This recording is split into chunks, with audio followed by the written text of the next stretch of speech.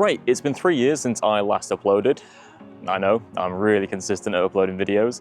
Things have changed, different cars, but some things haven't changed. I'm still quite a big advocate for having a daily driver. Something economical, something I don't have to worry about, and something that doesn't really cost too much money to repair, maintain, that sort of thing. In another life, I had a Focus Saloon. I know, absolute stallion of a car, which was great. It cost me nothing in fuel, it passed every single MOT. Somehow, I don't know how, it was a massive bag of crap. But it passed, and it kept going, and it kept going. So much so to the point where I loved this car, and I thought, you know what, I'll spend a bit of money on it. And as soon as I started doing that, it died. So I didn't have a daily driver. So it was back to the drawing board. Now, my search criteria for a new daily driver was quite specific. It had to be somewhat modern, so things like a good radio, good speakers, that sort of thing. Had to be a diesel, because fuel economy. And it had to be a saloon or an estate. Those were kind of my three main criteria. That's what I was looking for, so that's what I set out to buy.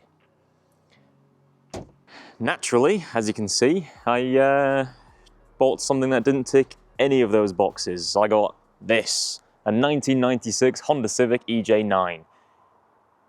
Not diesel, not an estate, not a saloon, not even remotely modern by any stretch of the imagination. In terms of spec, it's about as specky and as equipped as a kettle. It's got nothing on it, but I love it.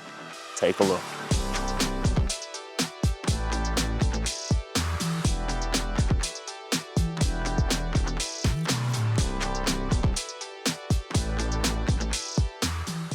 Truth be told, I'm actually quite stoked I've got one. I'd always wanted one since I was about maybe 15 or so. I used to see them on Gumtree and Marketplace and go, yep, that's the one for me. But I live in England, so getting anything remotely interesting for your first car is just not a chance. There's no way in hell you're gonna do it. So I had to wait a little bit longer, probably, that makes me feel old. 7 years later, I got one.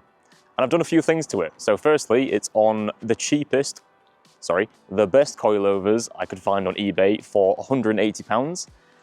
They're terrible, but they're not that bad. I expected them to be a hell of a lot worse. And they're set to yes all the way around. I don't know how much more we've got left in them. I think the rears are maxed out, but I could be wrong on that one. I've also fitted a set of wheels.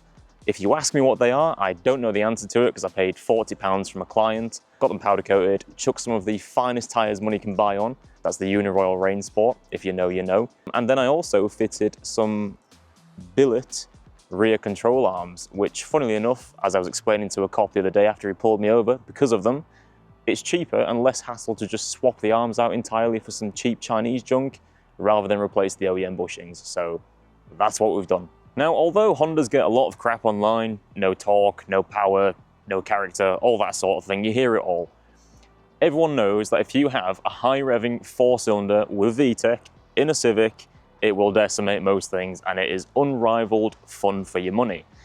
And this one doesn't have a high revving engine. It doesn't even have VTEC. It is possibly the worst spec Civic you can buy. It's a 1.4, single cam, non-VTEC, automatic.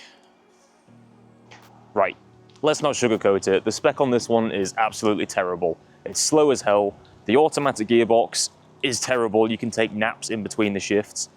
And sometimes, oh, a squirrel. Hello, mate. It is embarrassing to drive sometimes, I can't lie.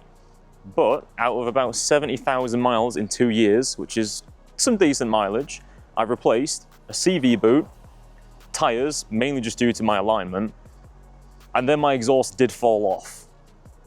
But because of my child and the whole, you know, save some money, I still haven't put the back box back on. And yeah, it sounds terrible, but I like it. So there she is, my Honda Civic EJ9. Nothing special by any stretch of the imagination, but my God, it is a fantastic daily driver. I've got quite a few things in store for it. I've been umming and ahhing with the idea of a B16 swap. It's a bit of money, the engine's cost an absolute fortune now, but I've not ruled it out yet. I do have a massive pile of parts due to go on it, so I might do a bit of a build series. If you're interested in that, just let me know. I've got to pop out for a Sunday lunch now, and it's getting a bit windy, so I'm going to wrap it up. Thank you very much for watching. If you like this sort of content and you want to see some more, I've got a few more absolute shit boxes to run through. There is a wasp on the camera lens right now.